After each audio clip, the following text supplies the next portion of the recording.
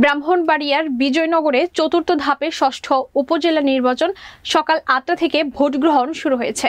ব্রাহ্মণবাড়িয়ার নিজস্ব প্রতিনিধি মিজানুর রহমানের প্রতিবেদনে দেখুন বিস্তারিত। এখন পর্যন্ত কিছু বিচ্ছিন্ন ঘটনা ব্যতীত বড় ধরনের কোনো অপ্রীতিকর ঘটনা ঘটেনি।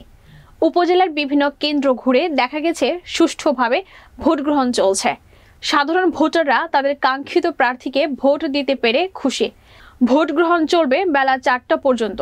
আপনারা দেখতে পাচ্ছেন বিজয়নগর উপজেলায় ষষ্ঠ উপজেলা নির্বাচন অনুষ্ঠিত হয়েছে। আজকে ভোটার উপস্থিতি মোটামুটি ভালো আছে।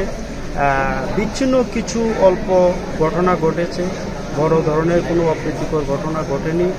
আমি সাধারণ ভোটারদের সাথে কথা বলেছি, তারা তাদের কাঙ্ক্ষিত মনোনীত যে প্রার্থী তাকে সুষ্ঠুভাবে ভোট দিয়েছে। তাদের ভোট দিতে কোনো বাধাবিঘ্ন ঘটেনি, তারা আমাকে জানিয়েছে।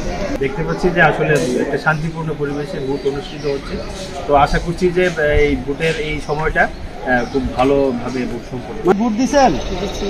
ভোট দিতে কোনো সমস্যা হয়েছে? কোনো সমস্যা হয়েছে না, সুষ্ঠুভাবে ভোট দিয়েছেন? ভোট দিয়েছেন? জি, ভোট দিয়েছি। কোনো সমস্যা আছে ভোট দিতে? ভোট দিয়েছি, কোনো সমস্যা নাই। কেউ কোনো বাধা দিছে? কোনো বাধা দিচ্ছে না, মানে সুষ্ঠু নিরপেক্ষ ভোট হইতেছে? জি, নিরপেক্ষ ভোট হইতেছে।